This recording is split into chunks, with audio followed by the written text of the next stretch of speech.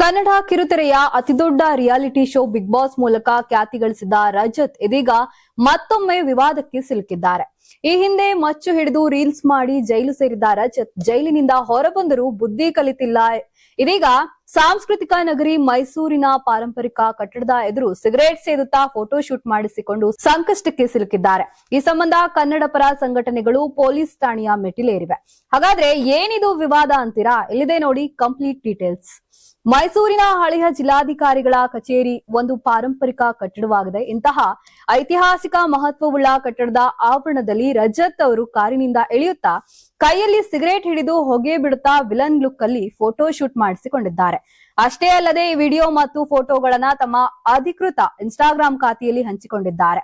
ಸಾರ್ವಜನಿಕ ಸ್ಥಳಗಳಲ್ಲಿ ಧೂಮಪಾನ ನಿಷೇಧವಿದ್ದರೂ ನಿಯಮಗಳನ್ನ ಗಾಳಿಗೆ ತೂರಿ ರಜತ್ ಅವರು ಶೋಕಿಗಾಗಿ ಈ ರೀತಿ ವರ್ತಿಸಿರುವುದು ನೆಟ್ಟಿಗರ ಹಾಗೂ ಸ್ಥಳೀಯರ ಆಕ್ರೋಶಕ್ಕೆ ಕಾರಣವಾಗಿದೆ. ರಜತ್ ಅವರ ಈ ಉದ್ದಟತನ ವಿರುದ್ಧ ಕರ್ನಾಟಕದ ಸೇನಾಪಡೆ ಸಿಡಿದೆದ್ದಿದೆ. ಸಂಘಟನೆಯ ಮುಖ್ಯಸ್ಥ ತೇಜಸ್ ಲೋಕೇಶ್ ಗೌಡ ನೇತೃತ್ವದಲ್ಲಿ ಮೈಸೂರಿನ ಲಕ್ಷ್ಮೀಪುರಂ ಪೊಲೀಸ್ ಠಾಣೆಗೆ ದೂರು ನೀಡಲಾಗಿದೆ. ಯುವಕರಿಗೆ ಮಾದರಿಯಾಗಬೇಕಾದವರು ಸಾರ್ವಜನಿಕ ಸ್ಥಳದಲ್ಲಿ, ಅದು ಪಾರಂಪರಿಕ ಕಟ್ಟಡದ ಮುಂದೆ ಸಿಗರೇಟ್ ಸೇದುತ್ತಾ ಪೋಸ್ ಕೊಡುವುದು ತಪ್ಪು. ಇವರನ್ನ ನೋಡಿ ಎಷ್ಟೋ ಯುವಕರು ದಾರಿ ತಪ್ಪುತ್ತಾರೆ ಮತ್ತು ಅವರನ್ನೇ ಅನುಕರಣೆ ಮಾಡುತ್ತಾರೆ. ಆದ್ರಿಂದ ಈ ಕೂಡಲೇ ರಜತ್ ಅವರನ್ನ ಠಾಣೆಗೆ ಕರೆಸಿ ಅವರಿಗೆ ಬುದ್ಧಿ ಹೇಳಬೇಕು ಹಾಗೂ ಕಾನೂನು ಕ್ರಮ ಕೈಗೊಳ್ಳಬೇಕು ಎಂದು ದೂರಿನಲ್ಲಿ ಒತ್ತಾಯಿಸಲಾಗಿದೆ. ಅಂತಾರಾಷ್ಟ್ರೀಯ ವಾಣಿಜ್ಯ ಮೇಳ 2026 ಫೆಬ್ರವರಿ 6, 7, 8ರಂದು ಬೆಂಗಳೂರಿನ ಅರಮನೆ ಮೈದಾನದ ತ್ರಿಪುರವಾಸಿನಿಯಲ್ಲಿ ಆಯೋಜಿಸುತ್ತಿದೆ.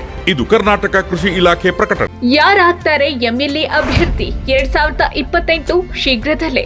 ಪ್ರತಿದಿನ ಒಂದೊಂದು ಕ್ಷೇತ್ರದ ಟಿಕೆಟ್ ಆಕಾಂಕ್ಷಿಗಳ ಸಂಪೂರ್ಣ ಮಾಹಿತಿ ಪೊಲಿಟಿಕಲ್ ಜರ್ನಲಿಸ್ಟ್ ಕೆಎಂ ಶಿವಕುಮಾರ್ ಅವರಿಂದ. ಕರ್ನಾಟಕದ ನಂಬರ್ 1 ಡಿಜಿಟಲ್ ಮೀಡಿಯಾ ನಿಮ್ಮ ನೆಚ್ಚಿನ ಕರ್ನಾಟಕ ಟಿವಿಯಲ್ಲಿ ಮಾತ್ರ. ನೀವು ಸಣ್ಣ ಆಗ್ಬೇಕಲ್ವಾ? ಅದು ಒಂದು ಉತ್ತಮ ಆಹಾರದಿಂದ ಸಣ್ಣ ಆಗ್ಬೇಕಲ್ವಾ? ಪ್ರತಿದಿನ ನಮ್ಮ ಜೀನಿ ಸ್ಲಿಮ್ ನ ಯೂಸ್ ಮಾಡಿ ಯಾವುದೇ ಸೈಡ್ ಎಫೆಕ್ಟ್ ಇಲ್ದಂಗೆ ನೀವು ಸಣ್ಣ ಆಗ್ತೀರಾ.